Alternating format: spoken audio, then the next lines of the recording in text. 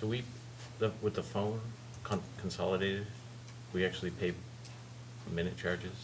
And we would, You know what, we do too at work. We're looking into that ourselves, that, because it's over the internet. well, I know, that's the way we should, Yeah. we should get a different plan. There's so many. We have to change phones and, in order to do that. Yeah, that's so much cheaper. Yeah. That's why you wanted to change the phone system. All right, 7:15, so we can get started. We'll start with Glenn's report. Okay. You have my report in front of you. I don't have a lot of finance-related information on that report, but I do have a couple of financial things to report out on. LL Bean, the LL Bean store on High Street, we met with those folks yesterday. The actual owners of LL Bean, they just kind of showed up unannounced. Apparently, they had purchased that property. They had previously leased it. Their store space. They've purchased the entire property now, and they were here meeting with city staff. Sounds like they have some exciting plans for the store there and possible expansion, and they were very excited about being in Ellsworth, thrilled about what the store does here in Ellsworth, and had a lot of really great things to say. So I think it's very exciting, and of course, LL Bean being a staple in the state of Maine, with huge brand recognition, I think can bring a lot of positive to that area, and that hopefully potentially that whole little shopping plaza that they're in. So very exciting there. And also I spoke with the state yesterday, and their efforts are continuing for relocation of the courthouse, and it's going in a positive direction to keep it in Ellsworth, which has been kind of our focus all along. There was talk about possibly moving it outside of Ellsworth if they couldn't find a suitable location, but they have found a location that they're excited about and are moving forward with that. And they're working with the county as well for possible cohabitating with the district attorney's office as well on the piece of property that they're looking at, which makes a lot of sense. It would be difficult, I would think, for the DA to be here and the courthouse to be elsewhere. So very positive progress there, and they seem excited about the potential location and seem to indicate that they were going to try to move it forward fairly quickly. So, and then the other thing I just wanted to touch base on, just kind of, it was something that kind of developed last week, at the end of the week and over the weekend, dealing with porta potties. And all I'll say on the topic right now is that we've put a freeze on any sort of porta potty enforcement or removal. There has been, or there's coming, as of July 1, there's a change to the state plumbing code, which kind of prompted that conversation that our code enforcement began having with folks. It's a change that we are going to have to address, and basically what it does is it identifies what was previously kind of vague. It makes it more clear as to what a temporary situation is for a porta potty. In fact, it specifically identifies it as 7 days. We have a lot of seasonal type of use of porta potties throughout the city. In fact, the city uses them in many locations seasonally.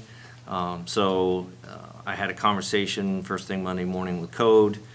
We're going to put a halt to any sort of enforcement of that plumbing code for the time being, while staff talks about options and looks at ways that we can potentially, going forward in the future, either perhaps create some sort of registry or some sort of requirement for folks to, come in and fill out some sort of documentation about the use, the purpose, the duration and that sort of thing, to try to comply to some degree with the plumbing code, and not just allow porta potties for, the essential goal is to not permit folks to use porta potties in place of septic systems, or, or in place of proper disposal. So, there's gonna be a lot more conversation with code and with planning and ways that we can, perhaps continue to allow the seasonal use of them, but do it in such a manner that people aren't using them to supplement the need for, for having additional bathrooms or what have you, particularly in business locations like restaurants and so forth.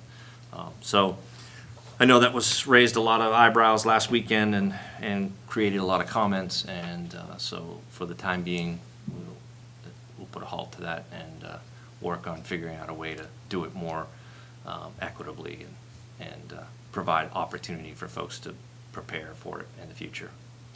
Is it a fair statement, Glenn, that, I mean, if people want that change, it's not our policy, it's the state's policy, that they should be contacting the state?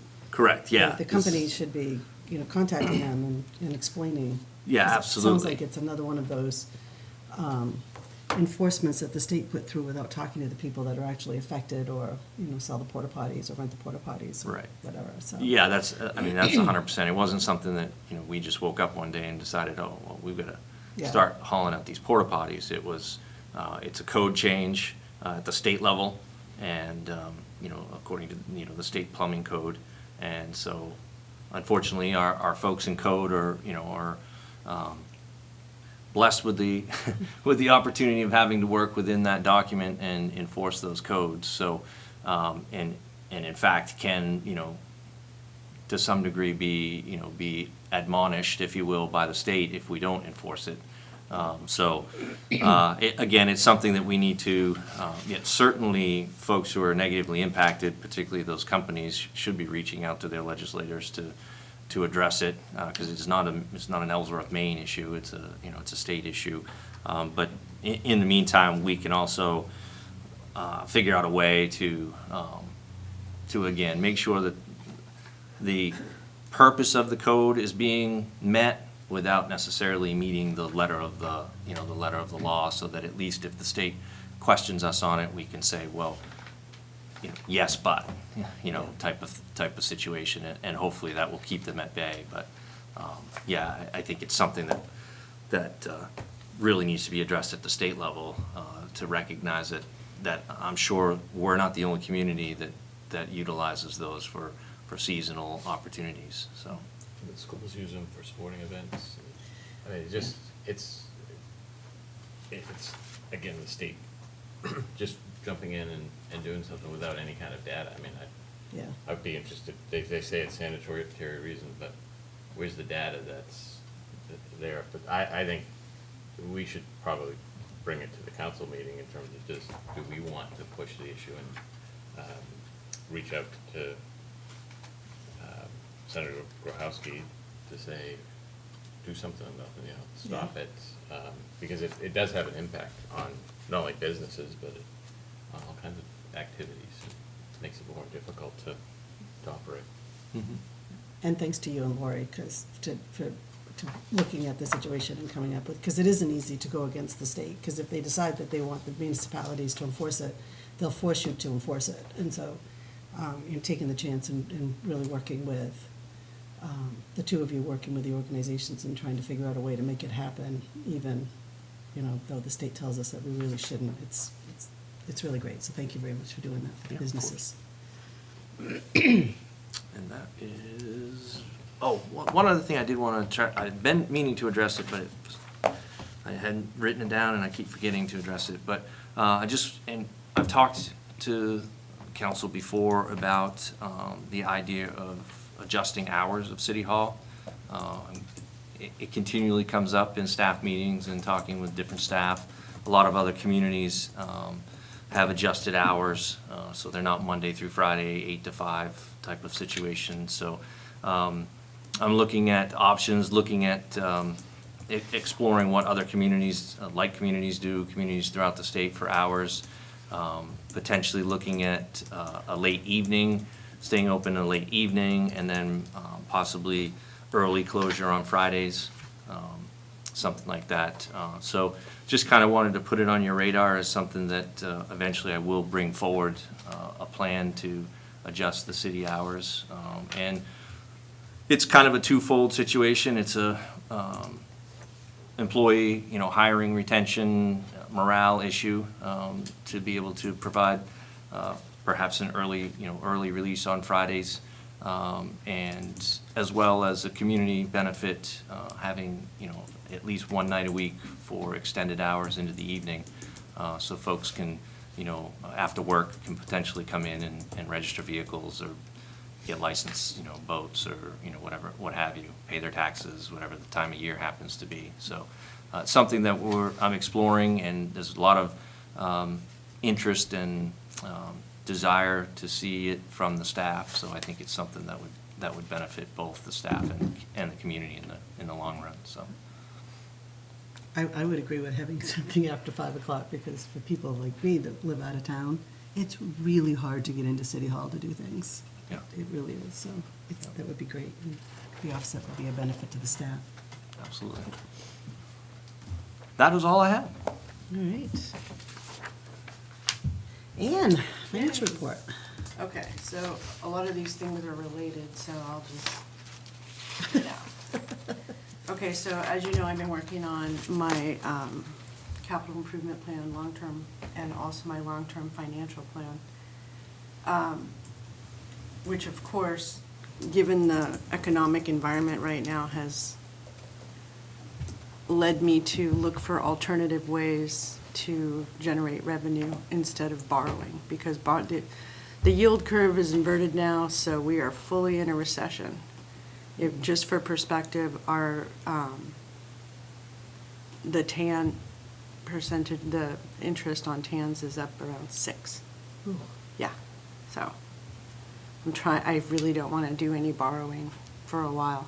So what I'm looking to do, I met with Bar Harbor Wealth Management yesterday, and we talked about doing some short-term treasuries, because they're yielding 5% right now in the 6 months, and in that 3 and 6 month range. It's not sexy or exciting, but it's effective for where we are, and looking at the performance of our reserves in this market for securities is not too good. So just one question. So, Sure. I know that your $250,000,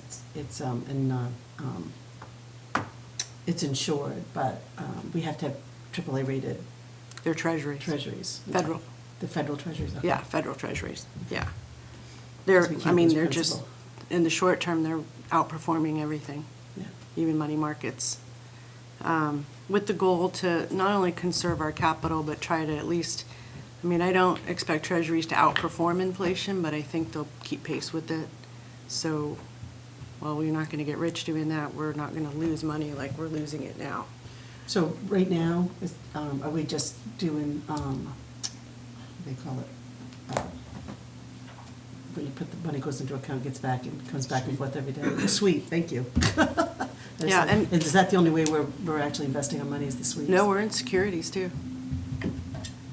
So I actually had a discussion with the manager about, I told you before that I wanted to update our investment plan, our Yeah. plan. And that is something that, of course, I'll submit to you guys as soon as I get Yeah. that finished. I just want to be prepared. I don't see this as a short-term issue. I think we're going to be here for a while in this environment. So I'd like to hedge our reserves. Which then brings me to, I was meeting with, I met twice with the comp plan consultants on the comprehensive plan, and, kind of seeing where they're going on what their recommendation is gonna be about the same issues. So we're in regular conversations with them. And basically, I've just been looking at the TAN bids, they're all around that 6%. I haven't seen F&Bs yet, so I'm hoping that's gonna be my low price leader, because they do have all of our deposits, so. Secondly, with respect to the audit, we're under an extension now with the audit because there's several accounts that haven't been I think you know this already, haven't been reconciled for a couple of years. And unfortunately, those are accounts in the enterprise funds. So they're essentially having to do full accounting for 2 years. So I will tell you, I'm on vacation next week, so if you need me to come in and help you reconcile, I'll absolutely Sure. do it. So just let me know when. We're trying to we need to get some base numbers because the 21 audit adjustments were not made, except for cash. So, yeah, so and then changes were made to 21 after the audit was finished, so there's, you're an accounting person. So it's just slow. It's a slow process to dig through that and try to figure out what's happened, and looking back at journal entries made in fiscal year '22 that were backdated to '21, and then, in order to change those, it has to be documented, so it's just a slow process to do that. The other thing that we're working on, obviously, is packing up 23, getting ready to go to audit with that, with the parts that we can, and getting ready to reconcile. As soon as we have 22 numbers, that's our plan, is to just spend all our time reconciling 23 so we can push into audit as quickly as possible and try to save some money so they're not doing all of the accounting again, because it's expensive. Essentially, I had already been working with Lisa about getting a big picture look at all of the projects going on right now, where we are in the grants. We started this already before I knew that she was definitely leaving, so that I knew that we had the match for the Fed funds on the grants that we have coming through Woodard and Kern. So now we're expanding that to getting like a snapshot of all the projects, including where they are with respect to milestones, so that we have that to hand off to whoever takes that position next. So they're not just walking in cold and not knowing what's going on. So she's been helping us with that, and she's offered to help us even after she's gone if we have any questions about it or we need anything from her. She's been the primary on keeping track of grants and all of the accounting for these projects.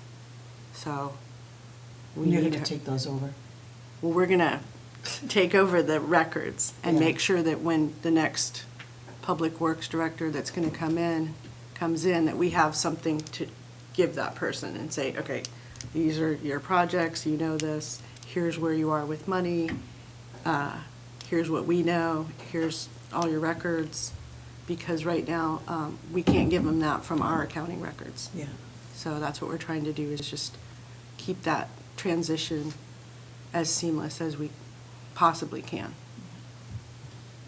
I don't have, I mean, I obviously can't have anything to say, well, I can't say, but I can't tell you what to do, I guess is what I'm trying to say, but I just find it strange that the Public Works Director would be in charge of, I understand being in charge of projects, but as far as being in charge of keeping track of grants and where they are on those projects and that stuff, I was like, holy cow. She wasn't in charge of that. She Oh. just did it because there was nobody else doing it.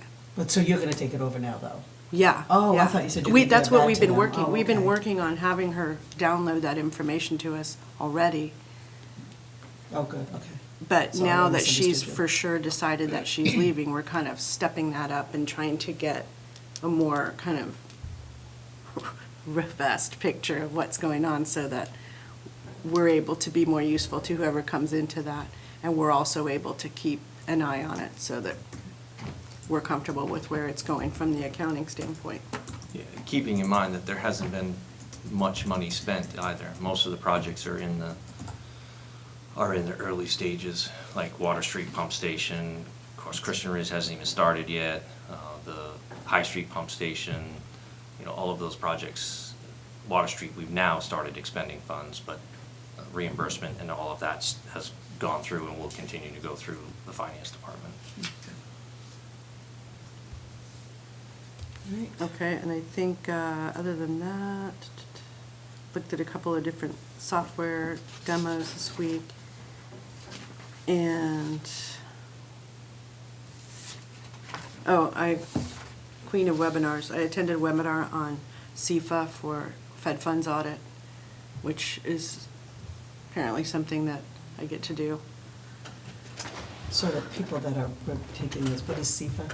CIFA is the, was it single something federal audit? So anytime that you receive and spend Fed funds, there's a like an audit process that you have to go through, and it has to be available with your regular financial statements. So I think normally that's part of the audit, but I figured I should probably know about it because it's not anything I've ever done before.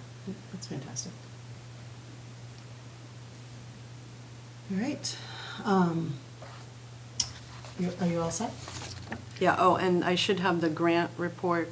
Casey asked me for a report on all the grants that we've had recently and that we're currently utilizing. So I'll have that by the next council meeting. You had responded last week, the Frenchman Bay region shellfish, the account Yes. reconciliation. The amount that I gave you is correct. So is that? To the are best we- of everybody's knowledge, So yeah. are we getting that to them and? Yeah, I Trade mean, that if that's what, funds. I don't know who to send it to, but yeah, I you have can that send that out. information. Okay. And then if they want to have it, I offered, set up a meeting about the other issue that It's already been resolved. it was resolved. Should have been. Yeah. I did want to just circle back on one thing from our last meeting, well, not last week, but the last one I attended, dealing with the track and potential ARPA. Those minutes. We have, Amy forwarded some estimates, and so she's on vacation unfortunately this week, otherwise I had asked her to come this morning, but she's on vacation until July 10th, I think she said. So I'll have her come when she's back from vacation to have some conversation about that. And in the meantime, she and I, when she gets back, will have some conversations about the breakdown of the work. And because I noticed in the estimate there was soccer field, a pretty significant amount of money for soccer field issues as well. So, and I hadn't realized that was part of what they were talking about. I thought it was track and lighting, and maybe some work being done in front of the goalies, in front of the goals as far as the soccer field goes. But that seemed like a pretty substantial amount of work to the soccer field. So, so those are conversations that I'll be having with her, and then I'll have her come back to the finance committee with specifics, and we can take a closer look at those estimates and figure out what exactly the council wants to move forward with for our ARPA spending, and then that'll give us a clearer picture on what we need to go to the county for a request. Can we send an email to Tammy and Casey so that they know how to join remotely at 8 for the meeting? Yeah, we don't have anything set up yet remotely, so. Are they just gonna call it? I think they're just calling They into can the. just call in. Oh, they were gonna just- Yeah, okay. they just need to call into their. Because Nate is gonna be in early enough to set something up, but, He's in now. oh, is he here already?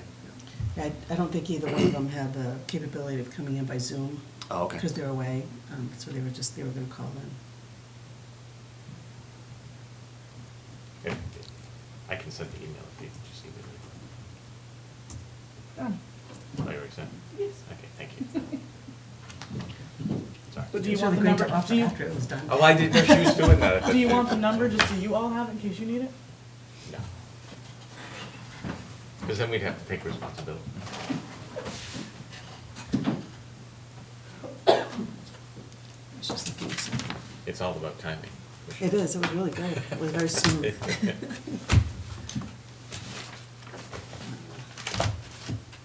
I think that was everything that I had. Do we have any new items to discuss, things that we, I don't. does anybody have any questions on anything that we've talked about? All right. I think the finance committee meeting is done.